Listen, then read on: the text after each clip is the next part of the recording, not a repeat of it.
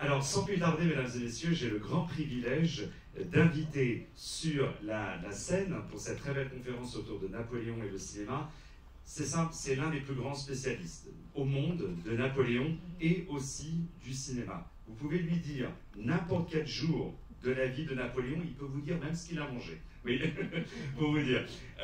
C'est un grand historien, un très grand auteur spécialiste de Napoléon là aussi, et rédacteur en chef de mon magazine préféré, qui est le magazine Napoléon Ier, et aussi la revue du souvenir. Je vous demande de lui faire un triomphe d'applaudissements, mesdames et messieurs. Il nous fait l'honneur d'être venu spécialement pour nous, l'exceptionnel monsieur David Chantrane, s'il vous plaît.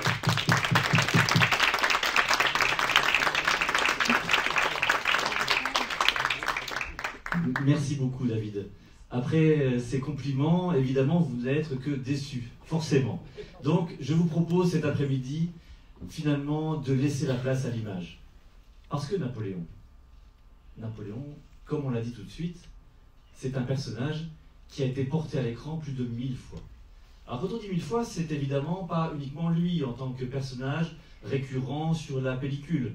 C'est aussi la période. Et quelle période exceptionnelle! À la fois la fin de l'Ancien Régime, la Révolution française, et surtout, ça implique évidemment toute l'Europe, et même au-delà. On le sait, Napoléon, lorsqu'il est arrivé au pouvoir en 1800, fait la paix avec les États-Unis d'Amérique, le 3 septembre 1800. Il fait ensuite la paix avec l'Autriche en 1801. Il fait bien sûr la paix, ce qu'on appelle le traité d'Amiens, avec l'Angleterre en mars 1802. Donc, l'homme de paix qu'il est, ensuite on sait, l'ambition va devenir dévorante, et c'est un autre Napoléon finalement qui va se révéler. Mais avant cela, c'est cet homme de paix qui a beaucoup intéressé les cinéastes du monde entier, avant évidemment d'interpréter et d'adapter tous les chefs-d'œuvre de la littérature. On va en voir quelques-uns ensemble cet après-midi. Vous avez tous en tête des films. Vous avez tous vu d'une manière ou d'une autre des téléfilms, des documentaires, des films à grand spectacle, ou plus intimiste. Et à chaque fois, effectivement, cette période que je viens d'évoquer revient régulièrement. Alors ce que je vous propose cet après-midi, habituellement quand je présente Napoléon au cinéma, comme ce sont souvent des conférences qui durent une petite vingtaine de minutes, une demi-heure, allez, au grand maximum une heure, là comme nous avons le Festival Napoléon, je vous ai concocté, même pour ceux qui ont déjà vu cette conférence, la quasi-intégralité de ce qu'il faut reconnaître et se souvenir sur Napoléon au cinéma. Et vous allez constater, Napoléon à l'écran, ça débute très tôt. Alors, ça commence avec l'image que nous allons voir ensuite. On va voir donc un petit ensemble d'images, et puis vous aurez même quelques extraits. Mais là, pour l'instant, c'est uniquement l'ensemble des images. Voilà. Vous avez tous en tête, forcément, le film d'Abel Gance, le Napoléon de 27. Mais avant cela, Napoléon, c'est un personnage qui est porté à l'écran à différentes reprises. Et tout débute dès 1897, avant ce film, donc 30 ans plus tard, tout débute en 1897 avec Les Frères Lumière. L'entrevue de Napoléon et du pape, c'est un film qui est tout à fait exceptionnel parce que vous avez tous en tête, j'imagine, la phrase de Vigny, la fameuse extrait où le pape Pie VII, qui est retenu prisonnier à Fontainebleau, se trouve face à l'empereur. Et il y a ce fameux dialogue qu'Alfred de Vigny invente peut-être, mais qui est plus vrai que nature, commediante, tragediante. Et donc, à l'époque du muet, les Frères Lumière n'ont évidemment pas besoin de transcrire sur la toile et de faire un sous-titre de ce que les spectateurs peuvent admirer. Et donc, dès cette année 1897, eh bien, on a cette scène qui tout de suite enchante le public. J'allais presque dire, un peu comme dans le patinage artistique, ce sont les figures imposées. Eh bien, ces figures imposées, les spectateurs de l'époque sont tout à fait au courant de ce qu'ils voient, sans pour autant il y ait besoin de sous-titrage. Et donc cette scène, qui dure c'est très court, hein, c'est à peu près 2 minutes de film, cette scène entre déjà et montre un Napoléon, j'allais presque dire quasiment celui de cette époque. Parce que c'est un personnage qui, d'une certaine manière, est facilement reconnaissable, et forcément, son histoire est connue de tous à cette époque. Le film qui suit, en 1911, c'est Bonaparte et Pichegru. Denola joue le rôle de Napoléon. Vous connaissez sans doute cette affaire. Pichegru était un général de la République qui était impliqué dans une conspiration. Et en 1911, Eh bien, forcément, la période napoléonienne est dans l'air du temps. 1911, c'est le centenaire de la naissance du roi de Rome. Donc, Napoléon revient sur les écrans régulièrement, mais en cette année 1911, ce film, qui évoque plutôt l'année 1804, la conspiration de Pichegru, qui se termine, vous le savez sans doute, par l'assassinat de Pichegru dans sa cellule, eh bien, cette présentation au cinéma est un petit peu les ancêtres de nos séries Netflix. Tout le monde attend avec beaucoup d'impatience ce qui va se passer dans ce film, et nous sommes encore pourtant dans l'époque du muet. Donc vous voyez, on est dans les prémices du cinéma, et c'est tout à fait intéressant, mais ça n'est encore que les débuts. L'année suivante, alors ça c'est tout à fait inédit, je vous ai trouvé cette image. Alors, vous verrez, dans les premières images, même parfois dans certains extraits, ce n'est pas toujours de très grande qualité visuelle, mais c'est aussi une volonté documentaire pour vous montrer que véritablement Napoléon a été porté à l'écran partout. En cette année 1912, vous aurez compris que nous sommes cette fois dans le centenaire de la campagne de Russie. Et forcément, les Russes, Gontcharov, 1812, c'est le titre du film, Gontcharov nous présente justement l'entrée de l'empereur à Moscou. Vous aurez compris que comme c'est tout joué en France, pas besoin de le présenter, on comprend que les choses se passent pour la préparation de la campagne en France, et ensuite, eh bien, Gontcharov installe ses caméras sur le Niémen pour la traversée du fleuve, et ici, on le voit forcément, on est à Moscou. Donc, c'est déjà un premier film en extérieur, ce qui est vraiment très difficile d'un point de vue technique pour présenter les choses de cette manière. Le film est donc un semi-succès, et surtout, ce qui est intéressant, c'est que dans ce film, Gontcharov a l'imagination assez débordante. Il s'imagine que Napoléon, avant 1812, était un personnage différent, un peu comme s'il y avait eu substitution de personnalité. Il imagine un comédien qui joue le rôle d'un Napoléon jusqu'en 1811, et à partir de la campagne de Russie, c'est un autre comédien qui prend sa place, en l'occurrence le réalisateur lui-même, Gontcharov, en personne. Pour montrer qu'il y a une sorte de dichotomie, de double facette, et une sorte de Diojanus de la guerre qui se retrouve ici, mis à l'écran. C'est assez intéressant, et vous allez voir que d'autres réalisateurs ensuite vont prendre les mêmes aspects pour présenter Napoléon. Autre film, alors c'est pas des devinettes, on est toujours en 1912, mais c'est un film que vous allez deviner. Allez, on voit un officier britannique avec un buste du roi de Rome qui est en train de menacer de l'exécuter. Bon, le Napoléon, vous vous doutez, il a un caractère un peu étonnant, là, on le voit à gauche. Bon, on n'est pas forcément dans la symétrie et dans l'authenticité, mais vous aurez compris qu'on est déjà à Sainte-Hélène. On est à Sainte-Hélène, et l'officier britannique, c'est Hudson Lowe, qui menace de faire effectivement détruire la fameuse statue du buste du roi de Rome pour montrer que c'est lui véritablement le maître de cette île de Sainte-Hélène face à son prisonnier. Et donc entre le geôlier et le prisonnier, les moments sont difficiles, mais tout le monde comprend évidemment que ce cinéma n'a pas besoin toujours d'être expliqué, parce que tout le monde connaît à l'époque cette histoire sur le bout des doigts. Cette même année, un film plus intéressant encore, et amusant d'ailleurs, Bébé. Alors, pour les plus jeunes d'entre vous, j'imagine que vous n'avez jamais entendu parler de ce personnage récurrent qui était Bébé. Bébé, c'est un peu une sorte de, avant l'heure, une sorte de Charlie Chaplin, c'est-à-dire un personnage à qui il arrive plein d'histoires, un peu comme Martine dans la bande dessinée. Eh bien, Bébé a toutes sortes d'aventures, et l'une de ces aventures, évidemment en 1912, centenaire oblige, c'est Napoléon, Bébé et les Cosaques. L'extrait n'était pas forcément intéressant, mais c'est un premier film, c'est la première fois, un film humoristique sur la période impériale. Et là, l'intérêt, c'est qu'elle s'appuie sur un certain nombre d'éléments historiques très précis, et ceux-là véritablement authentiques. Vous aurez constaté qu'il y a un portrait sur l'affiche. C'est le portrait toujours du roi de Rome, toujours centenaire oblige. Ce portrait du roi de Rome avait été commandé par Napoléon au peintre Gérard, celui qu'on appelait le roi des peintres et le peintre des rois, qui avait fait près de 350 portraits de toute la cour impériale, mais également des cours étrangères. Et Gérard se voit commander, pour la naissance du roi de Rome, ce beau portrait où, vous l'aurez compris, l'enfant ressemble trait pour trait à son père. Et ce portrait, c'est la réalité historique, hein, ce portrait avait tellement plu à l'entourage de Napoléon que comme l'empereur était déjà parti pour cette campagne de Russie, eh bien ce portrait avait été porté à la tente impériale, et pour galvaniser les troupes à la veille de la bataille de la Moskova, ce que les Russes appellent Borodino, eh bien ce portrait a été présenté devant la tente de l'empereur, et toutes les troupes ont défilé devant en se disant « Nous combattons pour la dynastie impériale et pour la défense du titre du roi de Rome ».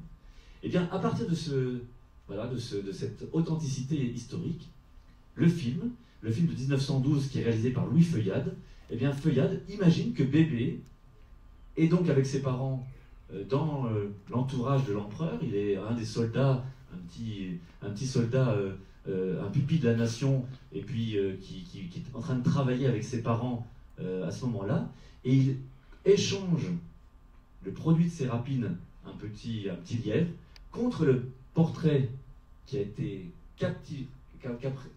pris par les Cosaques sur le champ de bataille, et donc il échange le petit lièvre contre le portrait du petit roi de Rome, et il l'apporte à Napoléon, qui est tout heureux de retrouver le portrait de son fils. Donc, à partir d'une petite scène, le film est très court, hein, c'est à peu près 20-25 minutes, mais c'est assez humoristique, et ça montre bien que, à la fois, la popularité de Bébé est très forte à ce moment-là. Évidemment, quand le comédien va grandir, on se doute bien que Bébé va sortir des écrans, mais que Napoléon est véritablement sur le devant de la scène, et que ce centenaire est présenté avec beaucoup d'intérêt. Donc on est déjà à ce moment-là, en 1912, arrive évidemment la Grande Guerre. Arrive la Grande Guerre, et le film qui suit, eh bien on retrouve les Russes à la baguette. Et en 1914, c'est la première adaptation véritablement importante du fameux chef-d'œuvre de Léon Tolstoï, Guerre et paix. Nous sommes en 1914, donc allez, on va dire 2 ans après le centenaire finalement de la campagne de Russie, et le réalisateur, donc Vladimir Gardine, avec Yakov Protazanov, eh bien, imagine la même chose que je vous ai dit tout à l'heure, 2 Napoléons, 2 comédiens qui interprètent Napoléon, et Gardine lui-même se donne également le rôle de l'empereur. Je vous laisse découvrir, la ressemblance n'est pas forcément frappante, mais peu importe finalement, c'est toujours dans cet esprit, à la fois d'adapter un chef-d'œuvre de la littérature, et de le faire avec un comédien qui lui-même réalise le film. Jusqu'en 1914, voilà où nous en sommes. Différents films seront faits par la suite, mais on en arrive au chef-d'œuvre. J'allais presque dire la statue du commandeur de tous les cinéastes napoléoniens, quels qu'ils soient d'ailleurs, dans le monde entier. Le Napoléon d'Abel Gance. Ou du moins, j'allais dire, les Napoléons d'Abel Gance. Parce qu'Abel Gance, c'est le réalisateur qui a véritablement voulu rendre hommage, bien sûr à l'empereur lui-même, mais à toute cette épopée impériale. Il le fait en imaginant non pas un film, je ne sais pas si vous le savez, mais il imagine 6 scénarios qui doivent couvrir l'ensemble de l'épopée napoléonienne, de la jeunesse au moment donc, de l'école de Brienne jusqu'à la mort à Sainte-Hélène. Et de ces 6 scénarios, il tire un film qui va durer 8 heures, tout de même, excusez du peu. Le film initial du Napoléon que vous connaissez sans doute fait donc 8 heures, avec, forcément, pour interpréter le rôle, celui qui va être frappé de ce sceau d'ailleurs, et qui va le tenir encore jusqu'à la fin de ses jours, c'est Albert Dieudonné, qui interprète donc un Bonaparte plus vrai que nature. Je dis Bonaparte parce que ce premier film, ce Napoléon d'Abel Gance, qui est donc réalisé pendant 2 ans et demi, avec des moyens considérables, eh bien il cherche par tous les moyens à égaler le prestige d'un autre grand film, qui avait énormément impressionné les spectateurs du monde entier, c'est La naissance d'une nation de David Griffiths. Griffiths avait vraiment imaginé la naissance donc, des États-Unis d'Amérique, et Napoléon, c'est un peu l'équivalent pour Abel Gance. Il se dit, Napoléon, c'est la naissance d'une nation, d'une certaine manière.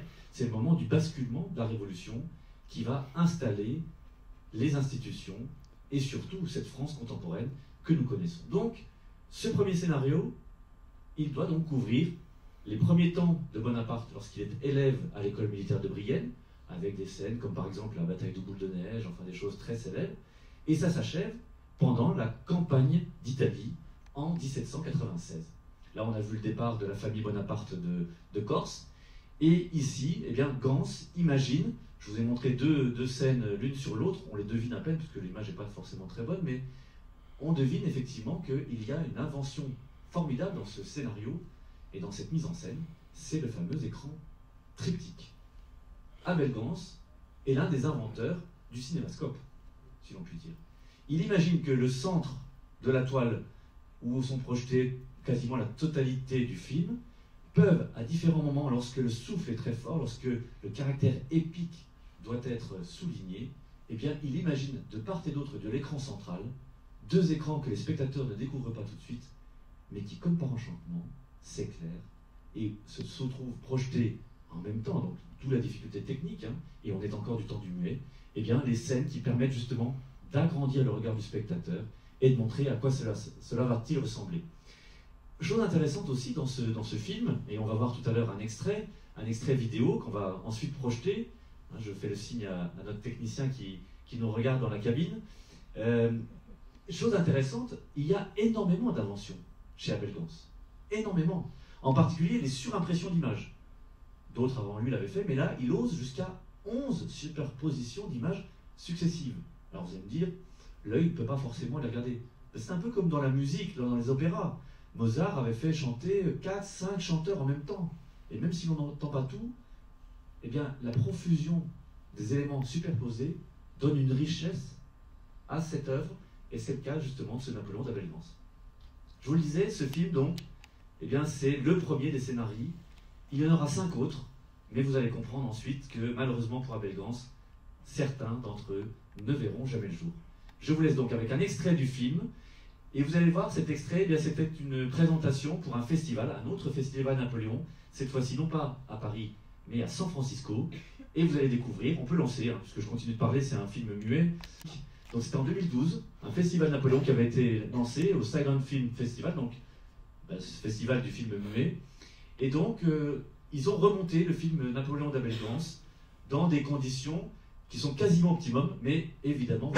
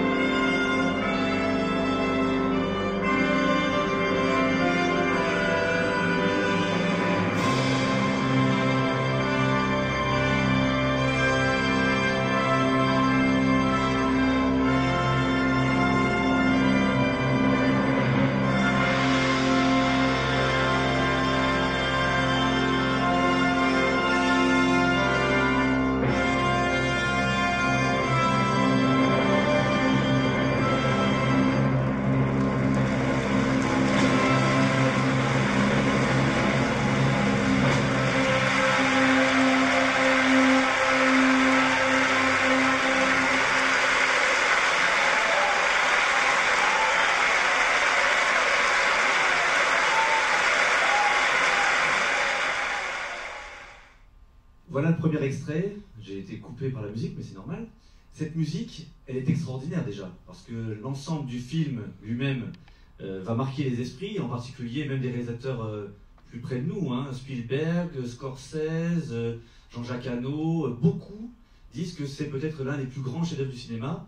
Et pour vous donner juste une information, peut-être que vous ignorez, mais ce film qui fait donc 8h08, dans sa version intégrale, celle qui a été projetée à la presse à la veille d'être ensuite diffusé pour la première à l'Opéra de Paris en 1927, eh bien ce film-là est en train d'être restauré depuis plus de 10 ans par un ingénieur, lui-même réalisateur, Georges Mourier, qui travaille avec la Cinémathèque, et donc Netflix a apporté son concours pour aider à la restauration, la Fondation Napoléon également, et ce film, eh bien, ça fait donc plus de 10 ans qu'il est en restauration, il devrait être achevé dans son intégralité en 2023. Donc vous voyez que ça prend énormément de temps, mais c'est peut-être un des plus grands chefs-d'œuvre du cinéma.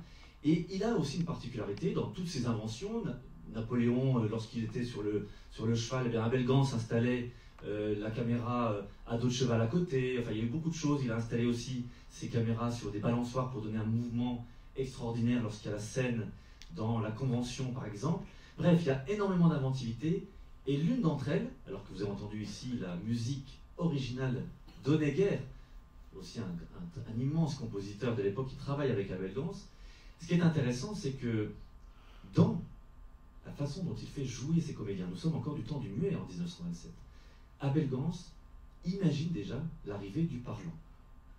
Et donc, il fait jouer à tous ses comédiens un véritable texte, bien entendu qu'on n'entend pas, mais en se disant, si un jour, techniquement, il est possible de reprendre et de faire enregistrer ce texte, en les combinant, on pourra enfin faire parler la pellicule. Et en 1931, maintenant que le parlant existe depuis presque 3 ou 4 ans, et bien en 1931, il fait revenir l'ensemble des comédiens dans un studio, et ces mêmes comédiens qui ont joué de manière muette disent leur texte qui colle parfaitement avec leurs lèvres, donc en post-synchronisation. Tout cela permet au film d'Abel Gance de 1927 de ressortir en 1934, cette fois-ci en version parlante. Et donc c'est aussi cette version-là qui permet à ce film, qui est un chef-d'œuvre véritablement, qui a été surtout donné dans sa version plus courte, quand je dis plus courte c'est 4h30 tout de même, excusez du peu, mais dans cette version d'être diffusé à peu près partout dans le monde, et ça reste l'un des grands chefs-d'œuvre, comme le Potemkin d'Eisenstein, enfin bon, voilà, c'est des films comme ça qui restent dans la mémoire, ou je sais pas, Nosferatu, enfin voilà, des films qui vont marquer vraiment toute une génération, et même les générations qui vont suivre. Malheureusement pour Abel Gance, eh bien, je vous le disais, il a vu trop grand, il a espéré tellement de choses, et puis il refera ce film à différentes reprises, qu'il est obligé eh bien, de rembourser une partie des investissements qui ont été faits par sa production, parce que c'était lui-même qui avait pris le risque intégral de ce film. Petite parenthèse, avant de revenir à Abel Gance, nous sommes en 1928. Vous voyez l'affiche, Napoleon's Barber. Peut-être ce film ne vous dit-il rien, mais si je vous dis que le réalisateur, alors vous voyez son nom, John Ford. Oui, c'est John Ford. Le premier film parlant de John Ford, il avait fait des films muets avant cela, et puis après, vous avez tous en tête les différents films, Alamo, vous connaissez tous les films de John Ford, La Charge héroïque, etc. Et bien John Ford, le premier film de John Ford, porte sur la période napoléonienne. Alors, ça n'est pas un grand historien, John Ford, je ne vous le cache pas. John Ford, il imagine dans ce Napoleon's Barber un Napoléon qui rentre de la campagne de Belgique, on est en 1815, il a donc été battu à Waterloo, et de retour de cette campagne désastreuse, avant d'abdiquer pour une seconde fois, cette fois-ci à l'Élysée, le 22 juin, eh bien, il se trouve chez son coiffeur, chez son barbier, et en faisant cette halte chez son barbier, il évoque tous les souvenirs des temps passés. Et c'est le premier film muet qui est transformé en cinéma parlant. C'est-à-dire que John Ford fait enregistrer véritablement, et ça fonctionne parfaitement. Vous savez que le premier film parlant, c'était Le Chanteur de Jazz. Vous connaissez évidemment ce film très célèbre. Donc John Ford fait jouer ses comédiens, c'est enregistré, et la plupart des cinémas n'étant pas encore adaptés à cette nouvelle technique, donc devront attendre pour entendre les paroles qui s'échangent entre les comédiens. Mais ce qui est intéressant, c'est que je vous le disais, John Ford invente véritablement une vie à Napoléon. Je vous donne juste un exemple. Napoléon a une montre à son poignet, et puis regarde toutes les 5 minutes en se disant on m'attend à Paris. Évidemment, les montres au poignet ne sont pas aussi connues qu'elles le seront par la suite, et Napoléon n'avait pas de montre au poignet. Autre chose, encore plus dramatique, c'est qu'il évoque avec son barbier le souvenir de Joséphine, et lui dit mais ne vous inquiétez pas, cher barbier, je vais retrouver mon épouse Joséphine à la même maison, elle m'attend, et avec elle, nous allons pouvoir prendre des congés. Sauf que la pauvre Joséphine, vous le savez sans doute, était morte depuis 1 an. Donc vous voyez, l'authenticité historique n'était pas le fort de Ford, c'est le moins qu'on puisse dire. En revanche, ce film va beaucoup compter dans sa filmographie, et ça va lui permettre de faire les chefs-d'œuvre que nous connaissons par la suite. John Ford, qui est peut-être avec Visconti, avec Carnet, avec d'autres, parmi les plus grands réalisateurs de tous les temps du cinéma, Kurosawa et d'autres. Et on revient à Abel Gance. Alors celui-ci, peut-être vous l'ignorez, même les spécialistes. Napoléon à Sainte-Hélène. Si je vous dis Abel Gance, vous dites tiens, Abel Gance a fait un Napoléon à Sainte-Hélène. Eh bien oui. Dans ce que je vous ai raconté tout à l'heure, Abel Gance avait fait plusieurs scénarios. Il imaginait de faire toute l'épopée napoléonienne du début jusqu'à la fin. Et comme je vous l'avais dit, il était donc producteur de ce grand chef-d'œuvre qui était son premier Napoléon. Donc, pour renflouer un peu les caisses, eh bien, il est obligé de vendre le dernier scénario qu'il avait imaginé, Napoléon à Sainte-Hélène, et ça n'est pas lui qui le réalise, c'est donc un réalisateur allemand, Lupupik. Vous voyez, regardez, Abel Gance, je ne sais pas si vous voyez, je vais me mettre sur le côté, regardez. Abel Gance, scénario d'Abel Gance, et mise en scène de Lupupik, avec, pour interpréter le rôle, Werner Krauss. Alors Werner Krauss était un grand comédien de théâtre, expressionniste, vous savez, la main sur le cœur, en train de faire de grandes tirades, mais en est encore, malheureusement pour Lupupik, lui n'a pas les techniques américaines, et Lupupik fait encore un dernier film muet, et ce Napoléon à Sainte-Hélène, eh bien, vous pouvez le trouver d'ailleurs, il est sur tous les réseaux, on peut le voir sur les plateformes numériques, donc en accès libre. Ce Napoléon à Sainte-Hélène, ça reste du théâtre filmé, hein, évidemment, mais c'est intéressant parce qu'on retrouve la patte dans le scénario. Il y a quelques belles imaginations d'Abel Gance que Lupupik a su rendre, et donc c'est un film de 1929. Voilà, donc on est en 1929, et Napoléon donc est à Sainte-Hélène, et c'est évidemment plutôt en huis clos, mais c'est un film qui vaut le coup d'être joué. 1931. 1931 arrive enfin, après le Guerre épais que vous avez vu tout à l'heure, les premières adaptations des chefs-d'œuvre de la littérature française, et non des moindres ici, L'Aiglon. C'est Tourjansky qui vote ce film avec des comédiens comme Victor Franssen, hein, qui interprète le rôle qui a été tellement joué au théâtre par la grande Sarah Bernhardt. C'est elle qui a créé le rôle lors de son invention par Rostand, avec, dans le rôle de Flambeau, vous le savez peut-être, à la scène, au théâtre, le premier qui a créé le rôle de Flambeau, c'était Lucien Guitry, le père de Sacha. Eh bien, Lucien Guitry et Sarah Bernhardt laissent la place ici à Victor Franssen, et puis on a une très belle distribution, Jeanne Boitel, Henri Desfontaines, Simone Vaudry, Jean Weber, et c'est bien indiqué, film parlant français. On est en 31. Et donc c'est une des premières grandes innovations du cinéma, c'est pour L'Aiglon. Ah oui, forcément. L'Aiglon, c'est 4h15 de théâtre, en vers. Et donc forcément, faire passer tout ça uniquement avec des sous-titres, ça avait peut-être moins d'intérêt. Donc 4h15, c'est véritablement, là cette fois-ci, une très belle mise en scène. Et ce film va recevoir un très bel accueil du public. Et pendant 4h15, eh bien, on redécouvre cette vie terrible, ce drame de L'Aiglon, qui est bien sûr, qui quitte la France en 1815, qui est protégé, surveillé, prisonnier de son grand-père Aschenbrunn, et on suit évidemment ces fameuses tirades, nous les petits, les sans grade, enfin vous connaissez évidemment la pièce de Rostand. Donc très beau film qui va être énormément adapté dans différentes nations, dans différentes langues. Ce qui est intéressant d'ailleurs, c'est qu'à l'époque, encore aujourd'hui, on voit beaucoup de films en version originale, à l'époque il était inconcevable de voir la version originale. C'était uniquement pour un tout petit cercle au tout début du parlant, c'était quand même compliqué d'adapter tout cela. Donc c'était parfois, soit bien sûr traduit, hein, avec des comédiens qui faisaient le son par-dessus, soit parfois même les réalisateurs eux-mêmes faisaient interpréter le film par d'autres comédiens. C'est-à-dire qu'un même film, on va le voir tout à l'heure, un même film, comme par exemple tout à l'heure on va voir Le Chant de Mai, eh bien Le Chant de Mai a été joué et réalisé par d'autres réalisateurs à partir du même scénario, et c'était d'autres comédiens, cette fois-ci locaux, qui rejouaient le même film. Donc on a des versions, 4, 5, 10 versions d'un même film, jouées par différents comédiens de différents lieux, différents pays européens ou mondiaux. 31 toujours, alors là on change de registre, après la vie de L'Aiglon, on est toujours en Autriche, mais c'est le Congrès de Vienne. Nous sommes en 1931, et ce Congrès de Vienne arrive sur les écrans. Le titre, Le Congrès s'amuse, et on a donc une très belle distribution à proximité de cette envie avec Émile Drin qui jouait tout à l'heure Napoléon chez L'Aiglon. Eh bien, Le Congrès s'amuse, qui est un film d'Éric Charel.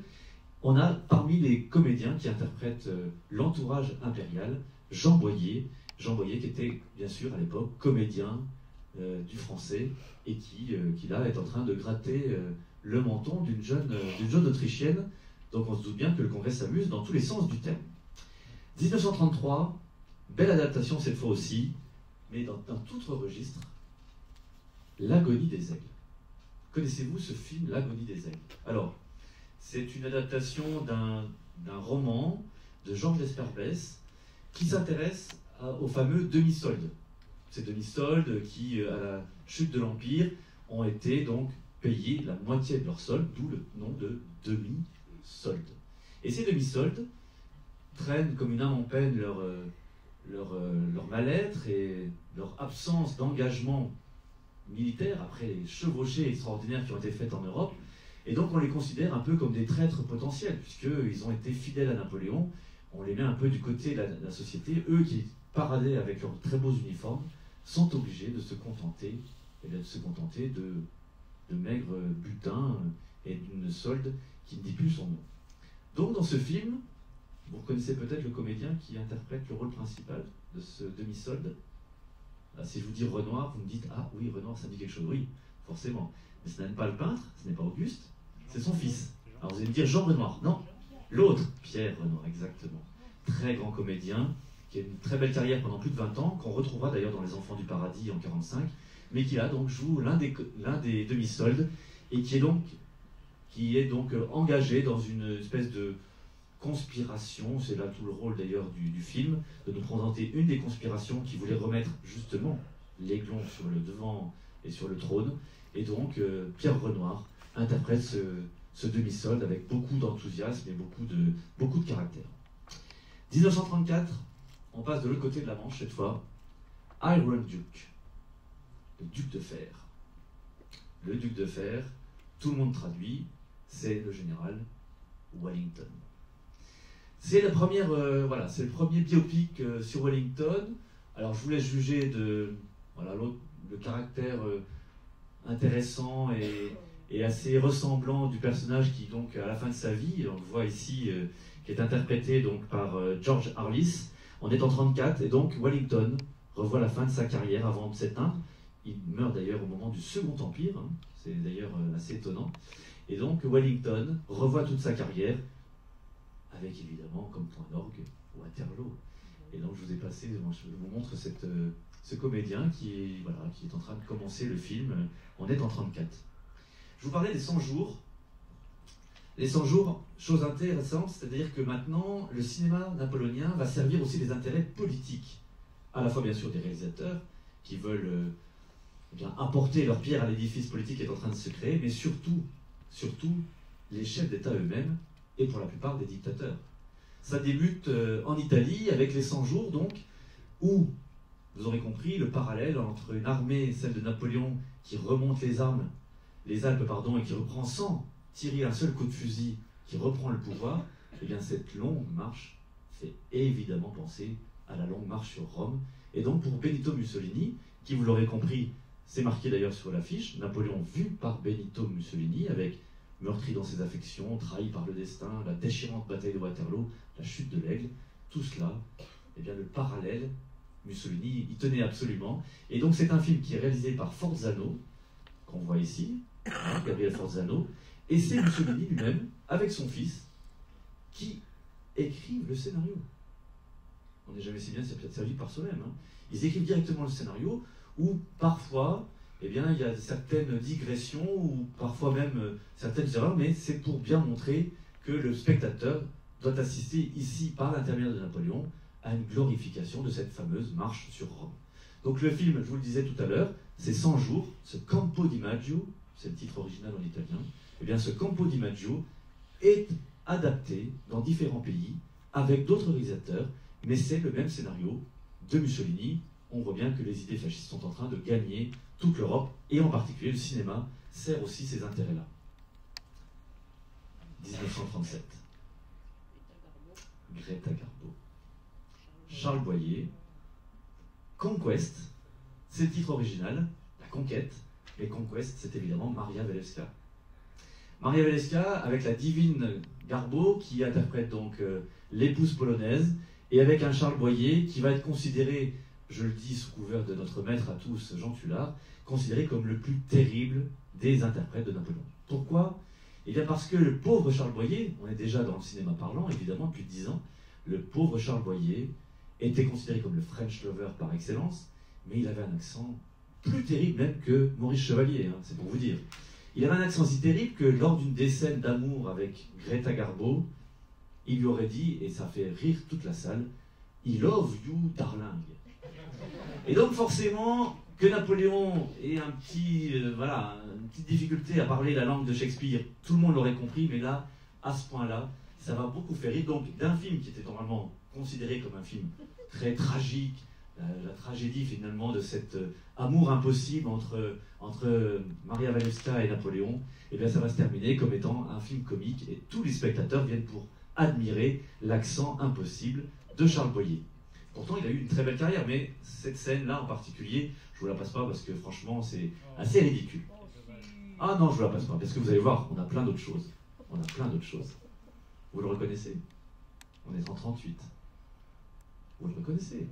Si je vous dis qu'il peut parfois porter un chapeau melon, une canne et une petite moustache, oui, c'est Charlie Chaplin.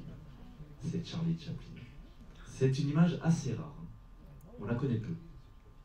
Chaplin, en 1938, imagine un scénario où, comme tout à l'heure, hein, je vous en ai déjà parlé, où Bonaparte,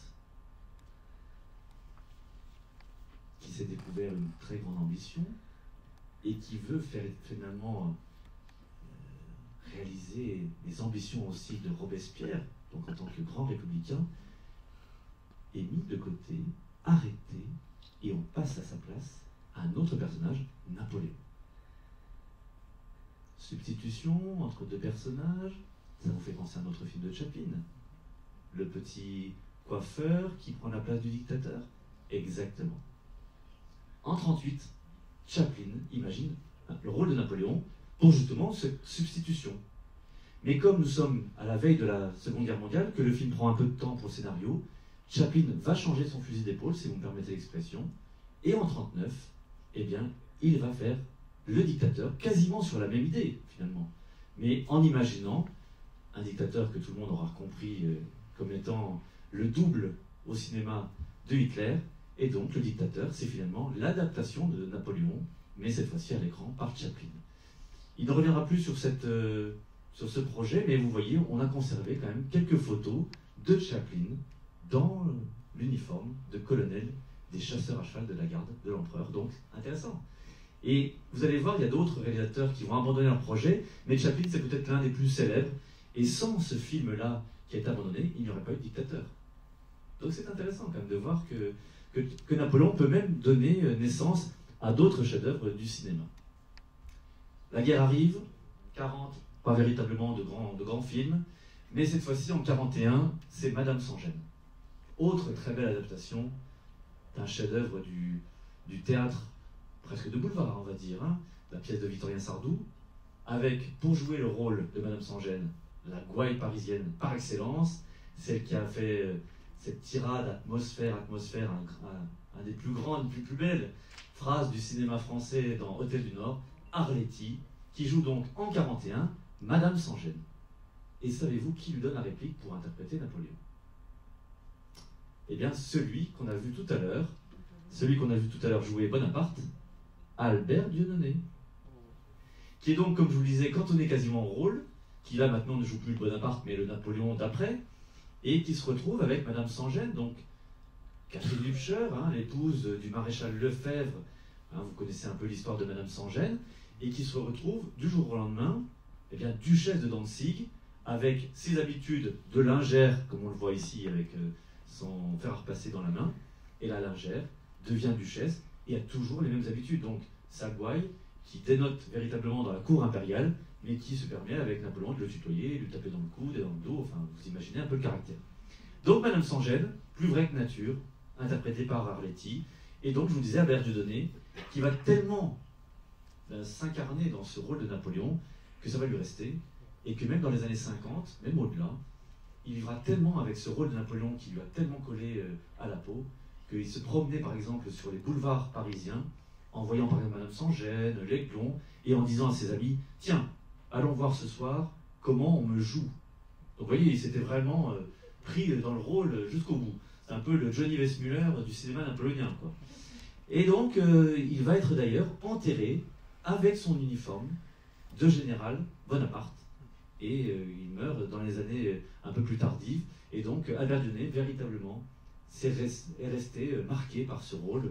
Effectivement, vous imaginez, pendant 2 ans et demi, tout le monde lui disait mon général, ou l'appelait même sire sur Madame Sans-Gêne. Il a pris vraiment une place si importante qu'il était peut-être trop marqué par ce personnage. 42, toujours pendant la guerre, le jeune Monsieur Pitt, Young Mr. Pitt, la version originale. Nous sommes en Angleterre, et bien ce film est commandé par le Premier ministre anglais de l'époque, Winston Churchill. Imaginez, Young Mr. Pitt, c'était le Premier ministre de l'époque de Bonaparte, hein, avant que Napoléon ne prenne l'envie de débarquer en Angleterre. Mais comprenez, nous sommes en 42.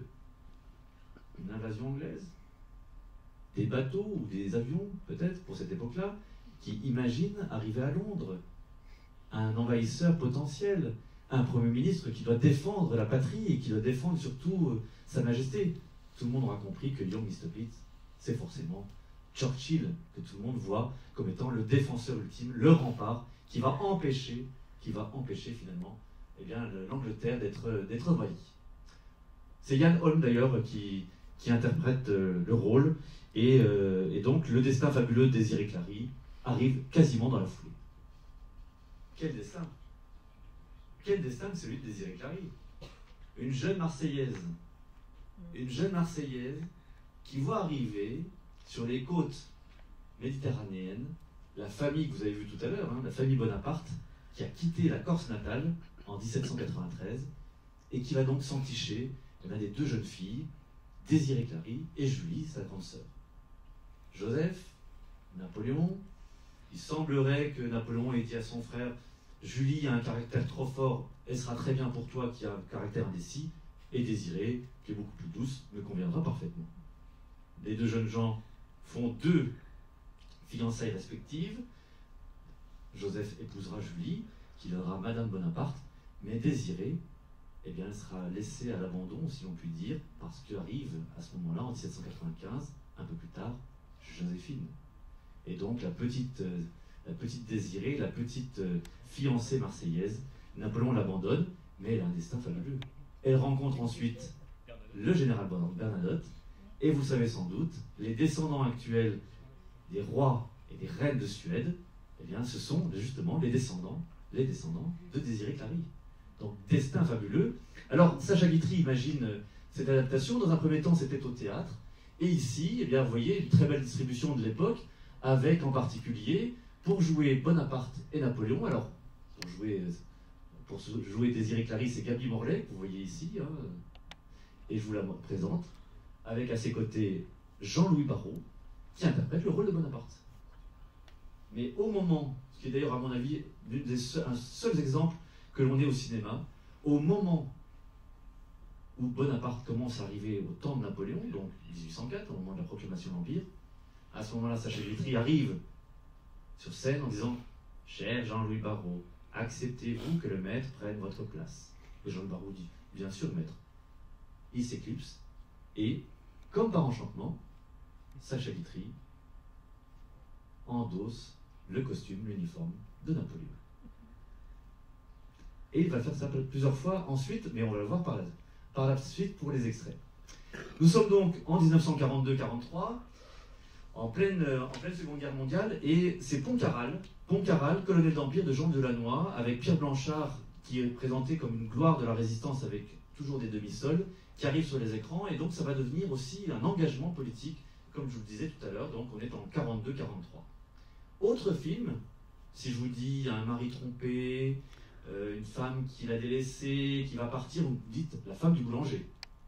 Forcément, dans les années 40. Pour interpréter le rôle du colonel Chabert, forcément aussi, René Le Hénaff pense au plus célèbre des maris cocus, c'est forcément Rému. Et donc le colonel Chabert, c'est Rému qui lui prête ses traits avec Marie-Belle, qui interprète Madame Chabert. Et donc ce film va recevoir évidemment un très bon accueil, Rému étant l'une des plus grandes vedettes du cinéma français de l'époque. 44, toujours politique, demandé par Staline en personne, le premier biopic d'un des grands généraux russes, Kutuzov. Kutuzov, vous connaissez l'histoire napoléonienne, par cœur, mesdames et messieurs, sinon ce serait pas au festival Napoléon. Et bien Kutuzov, c'est le général qu'on a découvert déjà au moment de 1805, au moment d'Austerlitz, celui qui va reprendre la défense dans la deuxième partie de la campagne de Russie lorsque tout paraît perdu, et c'est Kutuzov qui va relancer ensuite l'espoir pour les Russes, et c'est Kutuzov surtout qui va faire fuir les Français. Eh bien, Kutuzov, il est donc en 1943 demandé par Staline avec la Mosfilm, et en 1943 donc Kutuzov de Vladimir Petrov avec un Napoléon, je vous laisse juger, hein, intéressant. Plus intéressant déjà que tout à l'heure, hein, plus ressemblant du moins dans l'imaginaire que nous avons. Autre film très politique, et cette fois-ci très engagé, par cette fois les Allemands, c'est Kolberg. On est en 1945, c'est l'un des tout derniers films de la UFA, donc des productions nazies. Et Kolberg, eh bien, c'est une défense d'un territoire prussien. Ça se passe en 1807, 1806-1807, c'est à la suite de la défaite des Prussiens après Jena, Auerstadt et l'entrée des Français dans Berlin. Kolberg, c'est la défense, allez, c'est comme disait Astérix, hein, un dernier village irréductible, continue de résister à l'envahisseur. Kolberg, c'était la véritable histoire. Et on prend cette idée en se disant que ça va galvaniser les résistances allemandes contre les envahisseurs à la fois soviétiques et américains. Donc Kolberg est demandé donc par Hitler en personne. C'est Veit Harlan, le tristement célèbre Veit Harlan, le fameux auteur du film Le Juif Zeus, hein, malheureusement. Et Veit Harlan est donc à la baguette avec Wolfgang Liebenmeyer. Et ce film de 1945, il a une particularité, c'est qu'il va être même installé, diffusé.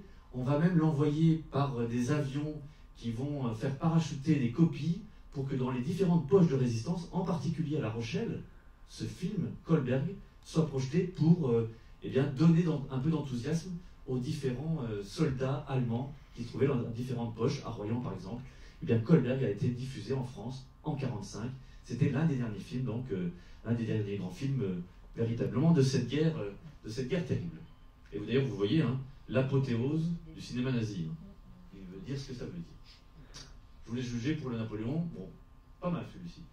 Et puis on revient à Sacha Guitry. Le deuxième extrait qui va bientôt suivre, ce film, 48, Le Diable boiteux. Le Diable boiteux, comment dire? Tout Guitry est résumé dans ce film.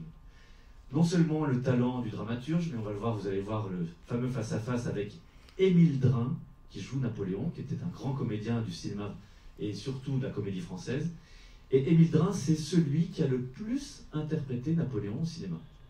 Il l'a fait à 7 reprises, et ensuite on le verra dans même certains téléfilms par la suite. Mais là, regardez, c'est un Talleyrand plus vrai que nature. Sacha Guitry avec le regard un peu fouine, enfin en train d'imaginer toutes sortes de trahisons. Et donc, Sacha Guitry, dans l'extrait qui va suivre, vous allez voir, Sacha Guitry fait donc face à Émile Drin dans des répliques et dans des scènes que vous connaissez toutes et tous. Je vous laisse donc avec ce film, Le Diable boiteux, 1948, Sacha Guitry, Émile Drin, Talleyrand contre Napoléon.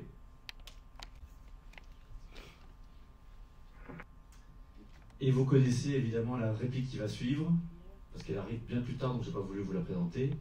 La réplique qui suit, c'est « Dommage qu'un si grand homme ait été si mal élevé ». Jeu de mots évidemment très facile. Donc il y a tout ici, avec Sacha Guitry, qui se donne le beau rôle, hein, en étant celui qui donne et qui reprend le pouvoir à Napoléon. Et forcément, ce Diable boiteux va avoir un grand succès déjà au théâtre, et ensuite, évidemment, au cinéma, à partir de ce film de 1948. Mais Sacha Guitry, on va le retrouver en Talleyrand, vous le verrez tout à l'heure. Le film qui suit, en 1948 toujours, c'est Le Colonel Durand, de René Chanas. Alors, on va remontrer le PowerPoint, on va remontrer des petites images. Je vais repasser l'image suivante. Ouais, c'est les petites diapos, les petites images. Donc, c'est Le Colonel Durand, de René Chanas, où Napoléon il apparaît qu'en silhouette.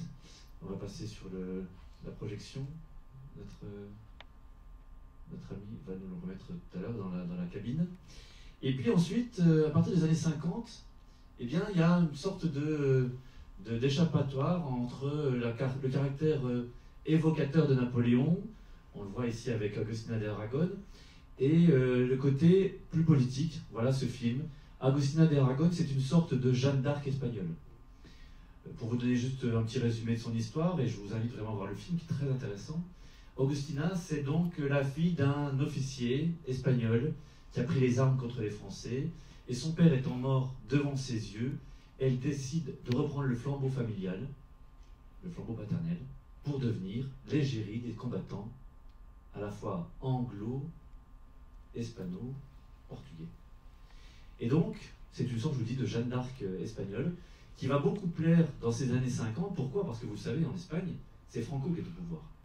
Et que de mettre en valeur des égéries, des combattantes espagnoles, c'est essayer de reprendre un petit peu la main sur les femmes qui étaient en train d'essayer de demander plus de liberté. Donc, Agustina, c'était de montrer qu'il fallait se défendre et que la meilleure façon de le faire, c'était de le faire en rappelant l'histoire de cette terrible campagne d'Espagne que nous connaissons donc de 1808 à 1814. Et Agustina va donc être le personnage féminin par excellence. En France, il faut attendre encore un petit peu de temps, mais aux États-Unis, il y a un film. Alors vous verrez avec une très belle distribution de l'époque, hein, Yvonne de Carlo, Rock Hudson, ce fameux Rock Hudson que vous connaissez, hein, qu'on voit ici sur l'affiche. La Belle Espionne, avec Maxwell Reed. C'est un film de Raoul Walsh. Raoul Walsh qui fait donc cette Belle Espionne, ça se passe sous l'Empire. Mais savez-vous, mesdames et messieurs, qui interprète Napoléon dans ce film? Qui interprète Napoléon? C'est un Français. C'est un Français, je vais vous aider. Il a été surtout célèbre comme réalisateur, avec des comédies des années 60, de Funès, Bourvil. Allez, je vous aide. Et oui, Gérard Houry. Gérard Houry a interprété Napoléon. Et donc, c'est lui qui joue le rôle de Napoléon dans cette Belle Espionne. Belle Espionne, donc film de 53, avec un Napoléon qu'on voit plutôt apparaître à différentes reprises. Et Gérard Houry, après ce film, va se rendre compte que finalement, même s'il avait des volontés, des velléités de comédien, il se dit que peut-être la réalisation sera peut-être plus adaptée pour lui. Mesdames, c'est pour vous. Madame, c'est pour vous. Mesdames, Marlon Brando, excusez du peu, Marlon Brando a interprété l'empereur dans ce film Désiré de 54.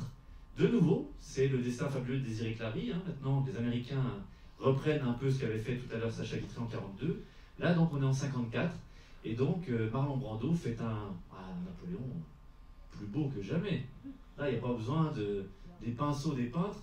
On le voit, regardez, on a l'impression du tableau de La Roche, mais encore plus vrai que nature. Donc, Marlon Brando, il interprète ce rôle de Napoléon, déjà de Bonaparte. Hein, c'est lui qui fait les deux parties, si l'on peut dire, les deux époques de Bonaparte et de Napoléon. Et il le fait à différentes reprises, dans des scènes assez grandiloquentes. Il fait même la partie du sacre. Et ça se termine, évidemment, en 1815, avant de quitter le sol national, où Napoléon est rejoint à Malmaison par la belle Désiré Clary, qui, elle, est amenée à régner un jour, on le sait, sur le trône de Suède. Très beau film avec, aux côtés de Brando, Gene Simmons. C'est Gene Simmons qui interprète Désiré Clary.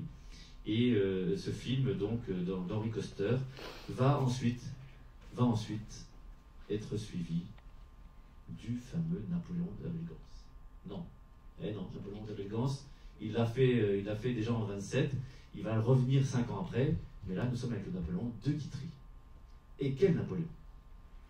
Gans va être très fâché, parce qu'il avait donc dans ses cartons ce Napoléon de la gloire, de l'Empire, etc., qu'il voulait faire rejouer.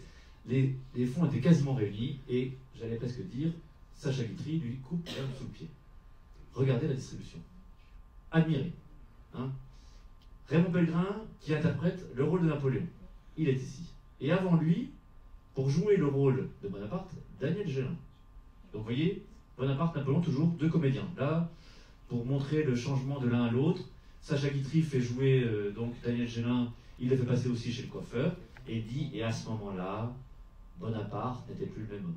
Et quand il se retourne, c'est Raymond Pellegrin qui prend la suite. Donc ça se passe à la fin de la première période, parce que c'est un film très long aussi, plus de 2 heures.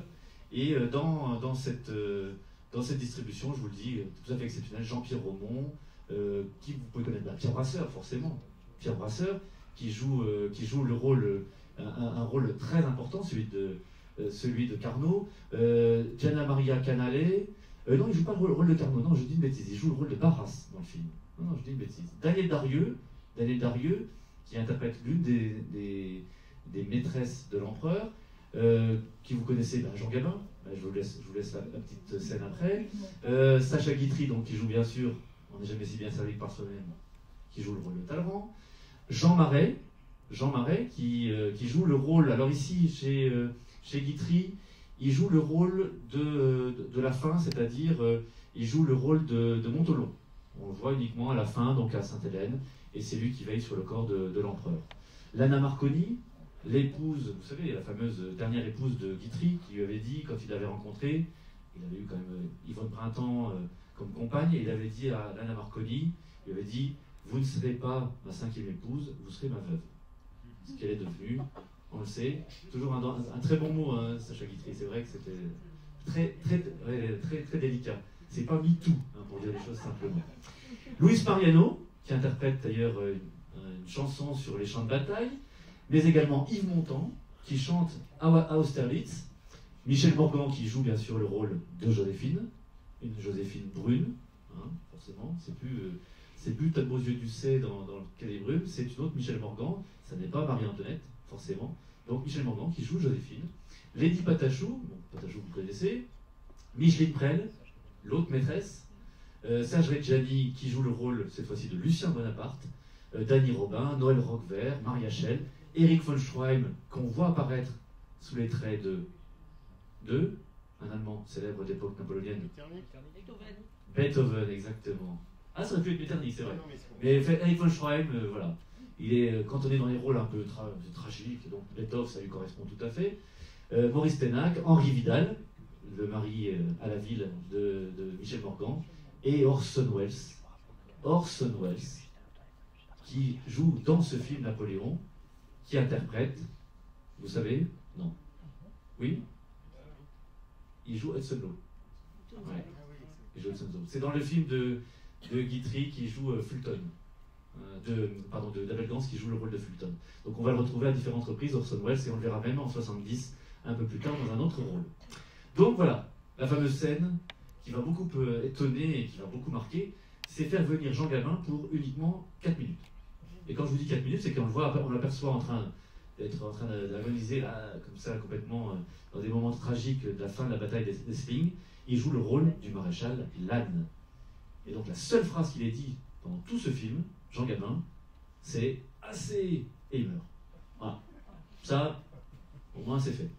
Et effectivement, Jean Gabin, dans sa filmographie, est indiqué, mais il n'a qu'une seule scène avec Raymond Pellegrin, c'est de jouer le rôle de Lannes. Alors c'est un Lannes un peu vieillissant quand même, hein. Vous aurez compris que ce n'est pas totalement correspondant, mais au moins pour la distribution, pour l'affiche, c'était plutôt sympathique, et Sacha Guitry a profité aussi de l'apport de Jean Gabin pour faire amener aussi du spectateur.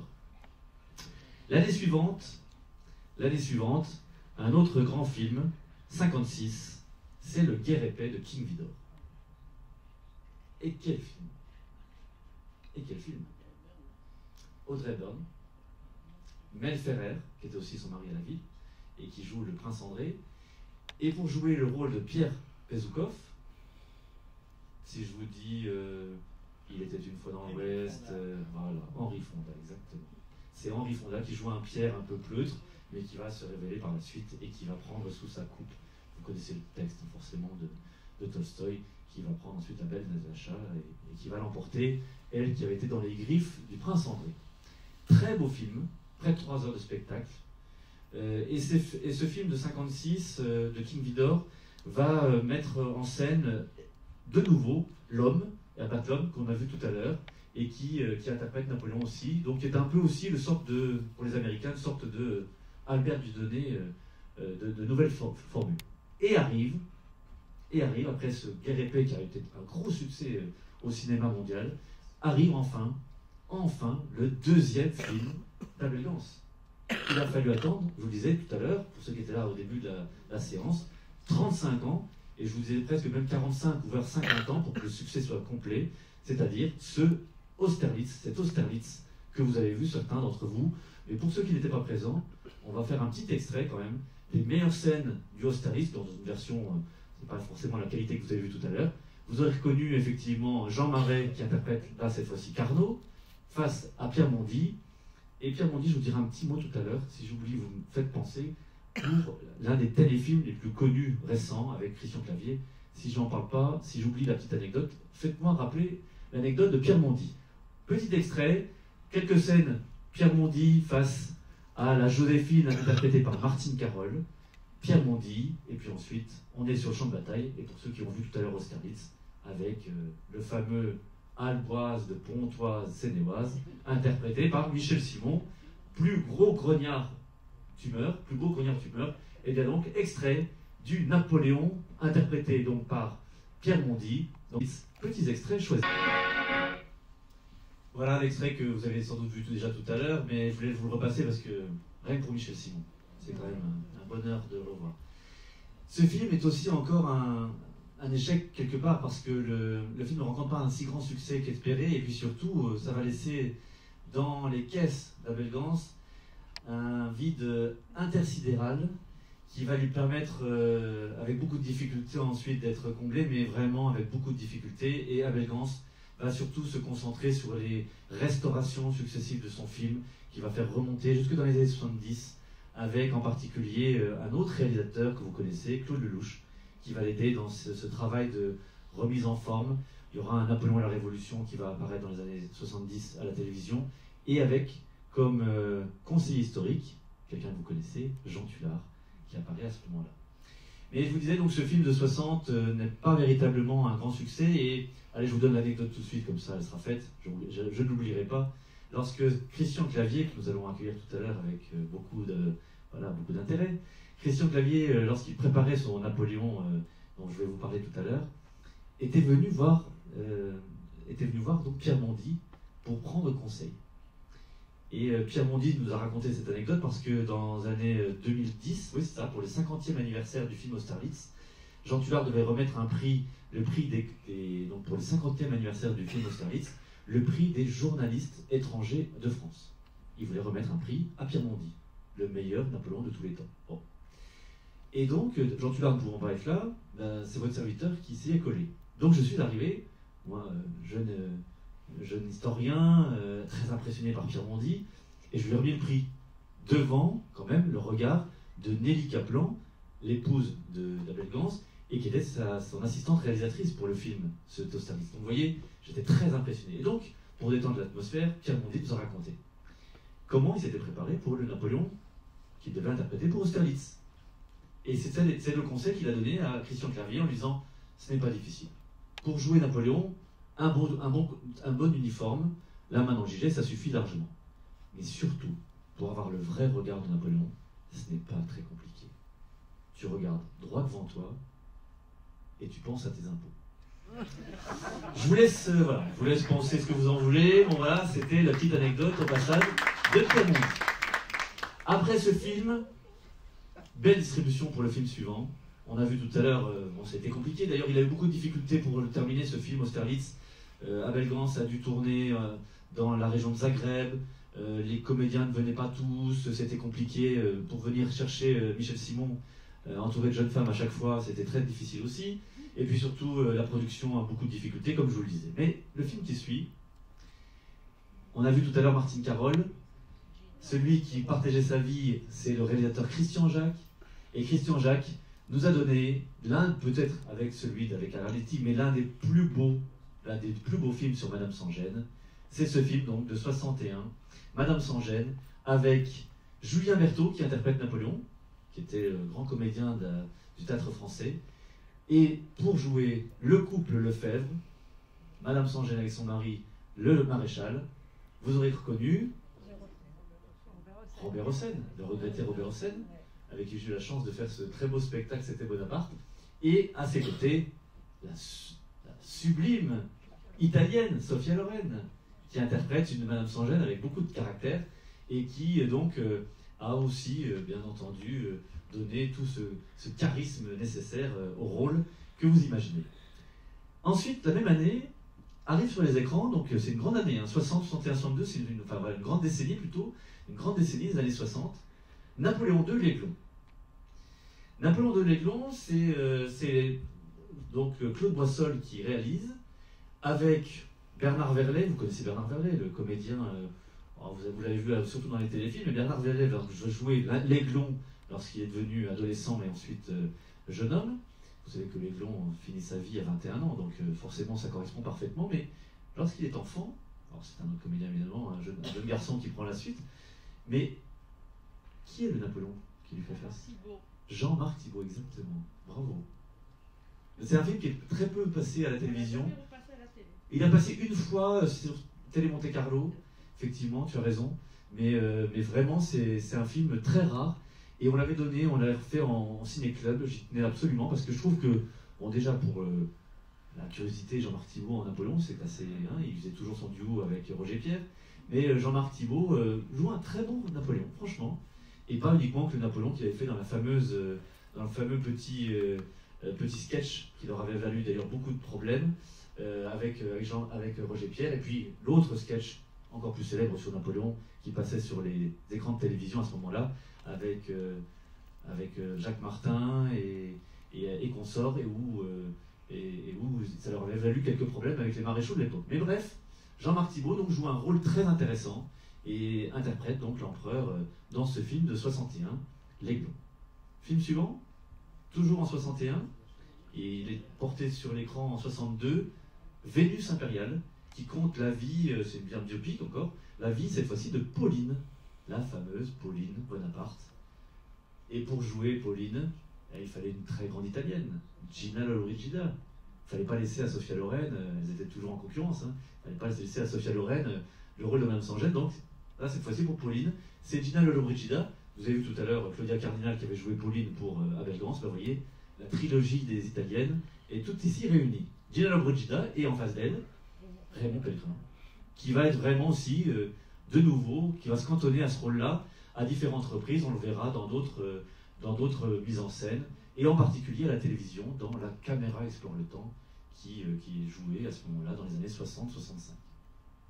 C'était Jean Delannoy, d'ailleurs, à la réalisation de ce Vénus impériale, qui est un très beau film, hein. Vraiment très beau film. Un peu plus loin, cette fois-ci, éloignons-nous de Paris, et des réalisations franco-françaises ou franco-italiennes, parce que c'était le cas. Film de 65, un peu moins connu, je vous ai déniché des petites pépites. Film de 65, si je vous dis Andrzej Wajda, Popioli, Cendre, pour traduire, eh bien c'est un film qui raconte évidemment l'épopée des cavaliers polonais, de ces fameux lanciers polonais, les chevaux légers, et c'est leur histoire qui est racontée dans ce film, Cendre, qui est un très très beau film. Et Wajda, vous le connaissez pour Danton, forcément, mais Wajda est un des plus grands réalisateurs polonais de ces années-là, et donc je trouve que le comédien est plutôt bon. Autre film polonais, parce que alors là, la Pologne essaie de rattraper un peu le temps perdu. Ils se sont fait damer le pion par les Américains pour Marie Walewska, hein, on a vu tout à l'heure Conquest, et bien ici, Marysia i Napoleon, de Leonard Bukowski, 66, avec un couple à l'écran que je trouve assez bien, je trouve, hein. C'est plutôt pas mal, et le film vaut vraiment le coup, donc je vous invite aussi à le regarder. Donc on est en 67. Et arrive le chef-d'œuvre de tous les chefs-d'œuvre. On reste du côté est du bloc. 67, c'est l'année de la projection du Guerre épée de Bondarchuk. Le calme s'installe. Même la technique s'y met. Guerre épée, 8h12 de film. 8h12 de film. Le plus gros budget du cinéma soviétique. Comme les soviétiques avaient vu que le Guerre épée avait rencontré un beau succès avec Audrey Hepburn en 1956, ils ont mis 10 ans, mais ils n'ont pas tiré à côté. Bondarchuk, qui est l'un des plus grands réalisateurs soviétiques, hein, malheureusement pour les Français, c'était aussi le réalisateur qui avait filmé les armées à Dien Bien Phu battues par les troupes Viet Cong. Donc Bondarchuk, grande réalisation. Il imagine exactement une adaptation fidèle du roman de Tolstoï. Et pendant 8 heures, je vous dis, plus de 8h10, eh bien, il donne le rôle de Napoléon ici à Vladimir Strelchnik. C'est 58 millions de spectateurs, dont 1 million, presque 1,5 million, 1,2 million, en France. Le réalisateur lui-même joue le rôle de Pierre Bezoukov. Et chose intéressante, c'est que ce film, qui est très long, hein, on l'a d'ailleurs projeté il y a quelques temps, il n'y a pas très longtemps, aux Invalides, lorsqu'il y avait l'exposition Napoléon et l'Europe, et bien on s'était dit, bon, on commence à 16h, on finit à minuit, et ça prend du temps, hein. On s'est dit, il n'y aura personne dans la salle. Et vous étiez 140, alors, je ne sais pas si certains d'entre vous étaient là, mais 140 personnes pour voir un guerre épais projeté sur grand écran, ça valait le coup, et donc on a fait une petite pause avec un petit goûter, et puis on est reparti jusqu'à minuit et quart, et on a vu le film dans son intégralité, mais c'est un très beau film, avec des paysages fabuleux, et quand même, anecdote très intéressante, c'est que ce guerre épais de Bondarchuk est le seul film soviétique à avoir reçu un Oscar du meilleur film étranger à Los Angeles, à Hollywood. Excusez du peu, en pleine guerre froide. Hein. Ce qui montre bien que la qualité cinématographique avait été relevée et que ce film vraiment reste l'un des plus grands films de tous les temps sur Napoléon. Bon, alors il n'a pas toujours la part belle, mais c'est quand même un très très beau film, et donc c'est Stolnitz qui joue le rôle de l'empereur. Ah, des dames et peut-être même plutôt des messieurs même, qui commencent à regarder. Regardez par la partie gauche. Bon, je ne vous montre pas d'extrait parce que voilà, on est encore en après-midi, mais l'auberge des plaisirs, vous aurez traduit, hein, Frau Wirtin hat auch eine Nichte, hein, eh bien, l'auberge des plaisirs, en 69, eh bien oui, les écrans commencent à devenir polissons, c'est l'année érotique, et donc 69, eh bien, cette auberge des plaisirs est un film autrichien de Franz Hantel, où Napoléon, vous le découvrez au-dessus là, n'est pas absent de la scène. Je vous laisse deviner ce qui se passe à la suite. Hein. Bon. Vous devinez? Bon, je vous dis pas. Allez, on revient à des choses plus sérieuses. Je vous parlais de Bondarchuk. Le film ayant rencontré un tel succès, eh bien, un producteur, et non des moindres, Dino De Laurentiis, à Hollywood, producteur italien aussi, hein, napolitain, Dino De Laurentiis, qui avait fait fortune, demande à Bondarchuk, cette fois-ci, d'interpréter peut-être la plus grande bataille qui soit, malheureusement tragique, et bien de faire jouer Waterloo. Waterloo de 70, Bondarchuk à la réalisation, Dino De Laurentiis, je vous l'ai dit, à la production. Et donc, dans ce Waterloo, dans un premier temps, Bondarchuk se dit, comme il a eu un chèque en blanc, il se dit, parfait, je vais pouvoir faire venir tous les comédiens que je préfère. Il regarde ce qui se fait le mieux aux États-Unis. Pour jouer Napoléon, il souhaite Richard Burton. Et pour jouer Wellington, Peter O'Toole. Et vous imaginez toute la distribution. Malheureusement, Burton décline l'offre. O'Toole est dans une situation un peu compliquée.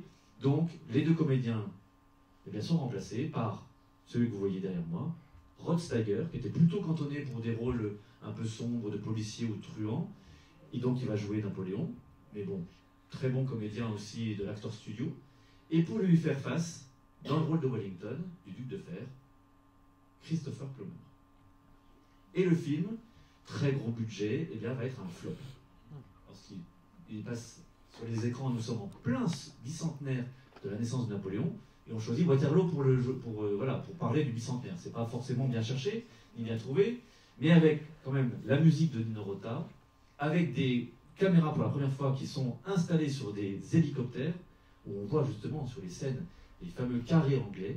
Eh bien, ce film va avoir un semi-succès, c'est moins qu'on puisse dire.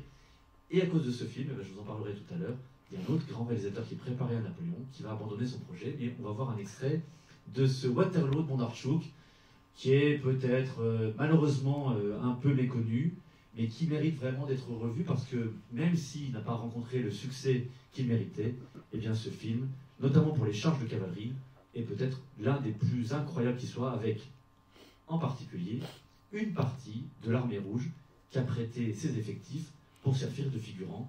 Extrait de Waterloo 1970, Sergei Bondarchuk avec Rod Steiger dans le rôle de Napoléon.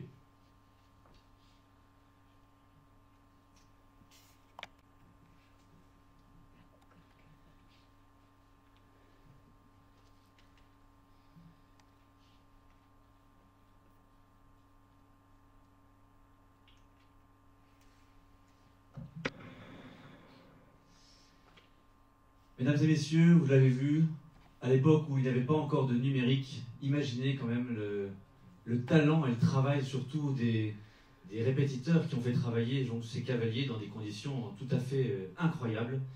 Donc on imagine le travail qui a été rendu dans ce film et qui malheureusement n'a pas rencontré l'estime qui était indispensable. Cette même année 70, Napoléon quasiment quitte un peu les écrans, ou du moins ne sert plus que de faire valoir. On le retrouve ici dans Les Aventuriers du Brigadier Gérard. Alors Brigadier Gérard, c'est un personnage qui est moins connu qu'un autre du même auteur. C'était un roman, le Brigadier Gérard était un roman de Sir Conan Doyle. Et vous connaissez Conan Doyle comme étant l'auteur de Sherlock Holmes. Eh bien Sherlock Holmes, c'était un personnage que Sir Conan Doyle n'aime pas véritablement. Il avait pris dans un premier temps, avait connu un beau succès, et à un moment donné, dans un de ses romans, il fait mourir Sherlock Holmes en se disant « ça y est, je vais pouvoir m'occuper du Brigadier Gérard, qui est vraiment mon personnage préféré ».